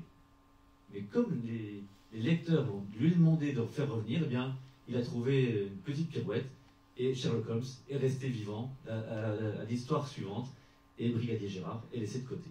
Donc là, ici, c'est une adaptation du Brigadier Gérard avec Claudia Cardinal, que vous aurez reconnu évidemment, et avec à ses côtés joue la comtesse de Morales et Eli Wallach qui joue Napoléon, donc toujours d'après Conan Doyle. 72, Eagle in the Cage avec The Fielder Cook, qui est un film qui montre justement Napoléon à Sainte-Hélène et qui est un peu dans la veine de ce qu'on a vu tout à l'heure chez Lou Koupik. En 75, film le plus humoristique peut-être de tous, Guerre et amour, avec Woody Allen. Rassurez-vous, c'est pas Woody Allen qui joue Napoléon, mais il joue un des soldats, et vous vous doutez bien que tous les malheurs vont lui arriver. Il va faire tellement d'erreurs que c'est à cause de lui que Napoléon ne va pas arriver à envahir la Russie. Bref, un film qui est assez drôle et qui permet justement de présenter sous un autre jour la partie napoléonienne.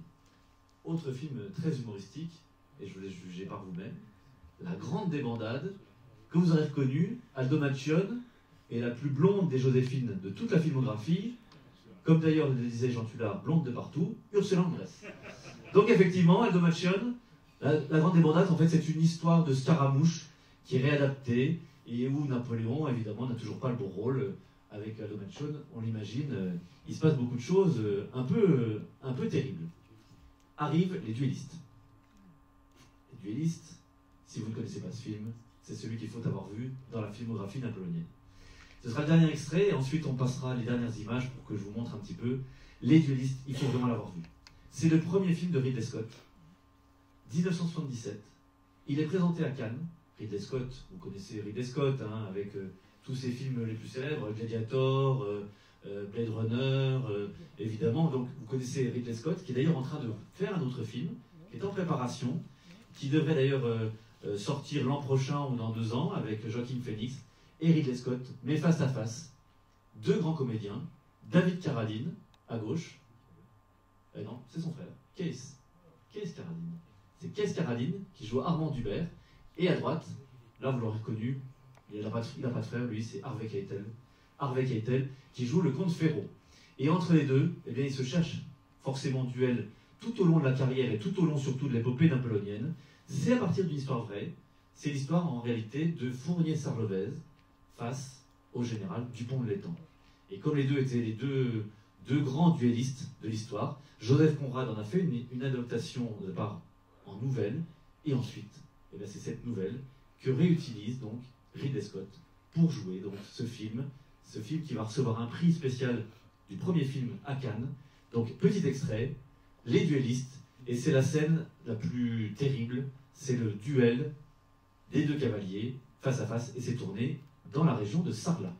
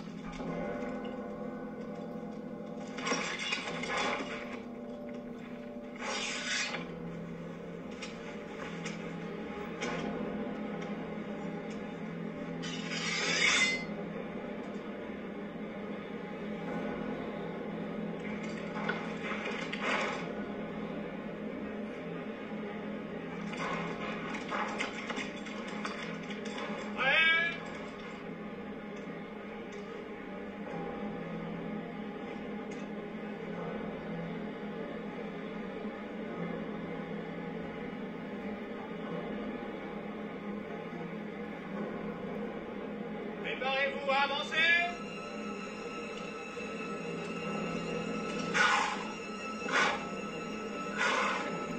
Chargez! Là! Là!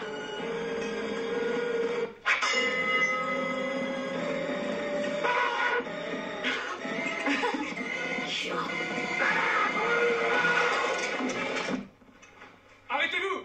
Hé, arrêtez! Le capitaine Ferraud a une légère coupure au front. Le sang qui coule l'empêche d'y voir. Je regrette, mais il faut interrompre le duel.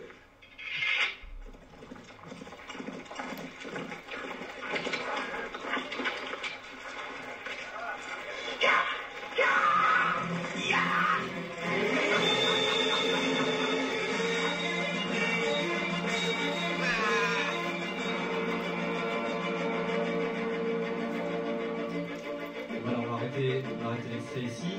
Ferraud reçut une affectation en Espagne, Dubert resta dans le nord de l'Europe. 6 ans plus tard, la grande armée de l'empereur fut regroupée pour une nouvelle action. Et après ces duellistes, eh bien, quasiment plus rien.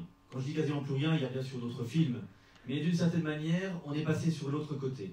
Il faudra en fait finalement la télévision qui va reprendre un petit peu la main, parce qu'après les duellistes, c'est Bandits, des Monty Python, où là Bonaparte s'est confondu avec Napoléon, il est dans la campagne d'Italie et parle déjà de ses maréchaux en disant qu'il a fait le sacre. Je vous dis donc là, c'est pas du tout un cours d'histoire, hein. Les Monty Python, forcément. Alors c'est par exemple Sean Connery qui joue le rôle d'Agamemnon et Ian Holm qui joue le rôle de Napoléon. En 1985, plus intéressant parce que Adieu Bonaparte de Youssef Chahine va également recevoir un prix à Cannes avec ici dans le rôle de Bonaparte, vous l'aurez reconnu, Patrice Chéreau, qui donne la réplique au général Caffarelli, interprété par un grand comédien français, évidemment Michel Piccoli. Et donc ce film va avoir un grand succès non seulement en Égypte, mais il est également présenté à Cannes où il reçoit le prix spécial du jury.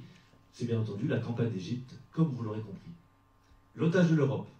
Roland Blanche interprète le rôle de Napoléon, avec à ses côtés, vous le voyez peut-être, dans le rôle de Montholon, le tout jeune François Berléand, qui joue le rôle de Montholon.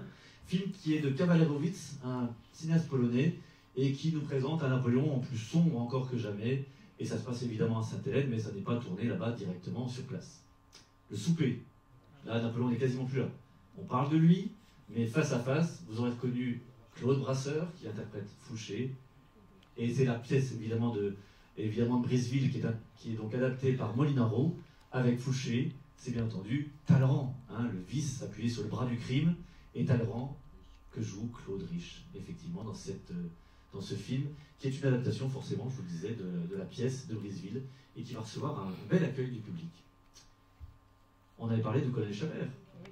Eh bien, à la place de Rému, c'est cette fois-ci Gérard Depardieu qui reprend le rôle, qui joue Chabert, avec Fanny Ardant qui joue Madame, et Fabrice Lucchini qui joue son avocat, et qui va donc être dans ce rôle de maître d'Herville, avec également Dussolier, qui joue le comte Ferraud. La liste est bientôt finie. Pantados, quand Napoléon traversait le Niémen, d'Andrzej Wajda, de nouveau, avec Henryk Baranowski, donc dernier film polonais de la série, avant d'en arriver au fameux Monsieur N. Car Monsieur N, toujours au cinéma, c'est encore une fois un échec. Monsieur N, ça ne veut pas forcément dire Napoléon, et donc c'est vrai que les spectateurs n'ont pas compris.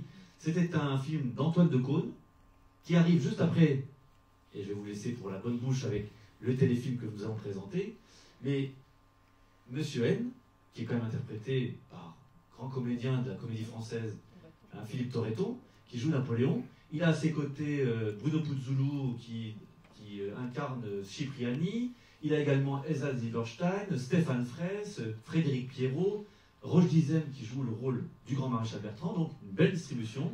C'est d'ailleurs joué et tourné en Afrique du Sud. Mais malheureusement, il arrive, après une année Napoléon qui a été si riche en 2002, et bien que les spectateurs délaissent un peu le film, qui est pourtant très intéressant, mais qui invente une suite un peu extraordinaire à Napoléon, qui s'échappe. Je vous laisse découvrir la suite. Napoléon et moi. Est-ce que vous connaissiez ce film? Avec Daniel Auteuil. Ah non. Alors il a à ses côtés la plus belle italienne de l'époque. Vous voyez que les Italiennes sont intéressées à Napoléon. C'est Monica Bellucci. Et le film se passe forcément à l'île d'Elbe. On est en 1814 et Napoléon et moi, c'est une petite intrigue qui est assez amusante et où donc Daniel Auteuil interprète l'empereur. Ça, celui-ci, est-ce que vous le connaissiez? Demain dès l'aube. Ça reprend bien sûr les vers si célèbres, mais Demain dès l'aube, c'est deux frères dont l'un s'est entiché de faire de la reconstitution et qui est un peu sous l'emprise des reconstitueurs. Et donc, c'est Vincent Pérez et Jérémy Régnier qui jouent ce rôle assez intéressant. Vincent Pérez est un pianiste dans le film et il se rend compte que son frère est donc sous l'emprise des autres reconstitueurs. Il va essayer de l'en déloger et lui-même va se prendre au jeu de la reconstitution napoléonienne. Film de Denis Dercourt. Ah, celui-là, vous le connaissiez. Hein? Oui? Ah bah oui, oui. Ah oui, c'est Alain Chabat. Alain Chabat. Dans quel film? La Nuit aux Musées 2. Effectivement, et Napoléon a toutes les mimiques que les Américains adorent, et Chabat donc prête ses traits à l'empereur. Les Lignes de Wellington. Ça, c'est le dernier film, dernier film qu'avait imaginé le grand réalisateur chilien qui avait voulu faire ce film des Lignes de Wellington en 99 et qui malheureusement va mourir juste avant que le film ne soit réalisé. Et c'est sa compagne donc, qui va prendre la suite. Donc Valeria Sarmiento dans ce film, effectivement, où c'est John Malkovich qui donne ses traits, cette fois-ci, à Wellington, dans un film qui rappelle effectivement la campagne bien sûr, d'Espagne et du Portugal. Enfin, pour terminer, 3 petits films. Les Exilés qui revient cette fois sur la partie corse de Bonaparte, un film des années 2015-2016 de Rinato Frassati avec Jérémy Alberti en Bonaparte, et pour interpréter le rôle de Laetitia, la mère, dans un temps passé, c'est Marie-Ange Casta, la sœur de Laetitia, excusez du peu, qui joue donc le rôle de la mère de Bonaparte. Enfin, pour terminer, 2018, mais ça vous l'avez vu, L'Empereur de Paris avec Vincent Cassel. Fouché est interprété par Fabrice Lucchini qu'on a vu tout à l'heure, et dans le rôle de Napoléon, c'est le comédien qui fait les reconstitutions napoléoniennes sur les champs de bataille, Marc Schneider, qui prête sa silhouette à un empereur qu'on voit juste arriver à la fin du film et qui sort d'une pièce dérobée, donc tout à la fin donc, du film. Mais ça, c'était avant la télévision. La télévision, ils ont été nombreux. Jean-François Stévenin, Napoléon et l'Europe. Donc ça, c'est un film de 1991. Puis en 2001, il y a eu Madame sans gêne avec Bruno Solo qui joue Napoléon et Mathilde Seigné dans le rôle de Catherine Hubscher, sous la caméra de Philippe de Broca. Il y a bien entendu Napoléon, donc interprété aussi par Daniel Mesguich, dans Joséphine ou la comédie des ambitions. Et puis surtout, celui que vous attendez toutes et tous, et je vais terminer avec lui, que nous allons voir arriver tout à l'heure pour recevoir le fameux prix spécial Napoléon 2021, c'est Christian Clavier. Alors Christian Clavier, je vais terminer avec lui parce que Christian Clavier, il a frôlé Napoléon à différentes reprises. Quand je dis frôlé, c'est que il n'a pas joué tout de suite Napoléon, que vous connaissez dans le téléfilm en 4 parties d'Yves Simoneau, de 2002. Il l'a, je vous dis, frôlé à 2 reprises. Allez, si je vous dis Les Visiteurs 2, vous vous rappelez, il y a Napoléon dans Les Visiteurs 2, effectivement. Alors, Christian Clavier interprète Jacouille, la fripouille, mais il y a déjà Napoléon, déjà là. Un autre téléfilm, et celui-ci est peut-être plus difficile à trouver, je vous mets sur la piste. Ça se passe du temps de Waterloo. Il joue le rôle d'un personnage un peu trouble avec sa femme, qui ont une petite fille chez eux, et où un vieux monsieur vient la rechercher, la déloger des griffes. Voilà, Les Misérables, effectivement. Et dans Les Misérables, Christian Clavier interprète Thénardier, et donc il parle, vous vous souvenez bien sûr du roman de Victor Hugo, il parle à différentes reprises de Napoléon, et donc il est en train de s'approcher du rôle, alors que Javert est interprété justement par John Malkovich, et Depardieu, lui, prête ses traits, forcément, à Jean Valjean, etc. Et évidemment. Et donc Napoléon, voilà, arrive en 2002. Très belle distribution, une distribution européenne. C'est-à-dire que c'était la volonté aussi de la coproduction. C'est une coproduction vraiment européenne, germano, franco, italo, canadienne, et même d'autres pays ont participé. C'est d'après donc le livre en 4 parties de Max Gallo, adapté par Didier Decoing, Hein, on voit ici scénario et dialogue de Didier Decoing, le Napoléon donc, de Max Gallo, avec la musique originale de Richard Grégoire. On retrouve les mêmes comédiens que je vous ai donc évoqués tout à l'heure, Depardieu, Malkovich. Là, cette fois-ci, ça n'est pas devant la caméra de José Dayan pour Les Misérables, mais celle de Yves Simoneau. Donc une très belle distribution. Quelques scènes sont d'ailleurs tournées à Sainte-Hélène, ce qui montre bien toute la difficulté aussi de faire ces conditions de tournage. Et donc, eh bien, Christian Clavier, ce sera donc notre invité d'honneur tout à l'heure. Et véritablement, pour les aficionados de Napoléon, on n'a pas toujours compris qu'il était fait ce choix, mais il a interprété Napoléon avec beaucoup de conviction. Il s'est bien préparé. Je vous ai parlé tout à l'heure de l'anecdote Avière-Pierre-Mondi. Mais d'une certaine manière, ça montre bien, mesdames et messieurs, je vais terminer par là, ça montre bien que Napoléon, quel que soit votre parcours, quelle que soit votre silhouette, il a été interprété, Napoléon, même par des gens comme, on l'a vu tout à l'heure, par Jean-Louis Barrault, rien à voir avec Rothsteiger. Je ne vous ai pas évoqué aussi Charles Vanel. Charles Vanel a joué Napoléon dans les années 20. Rien à voir, évidemment, avec Marlon Brando ou avec Sacha Guitry. Bref, Napoléon avait tout compris à l'art de la communication. Ce n'est pas compliqué pour interpréter Napoléon. 1000 films peuvent être faits sur lui. Il faut juste un bicorne, une main dans le gilet, et comme le disait Pierre Mondi, vous regardez tout droit et vous pensez à ce que vous voulez. Merci beaucoup de votre attention. Merci beaucoup.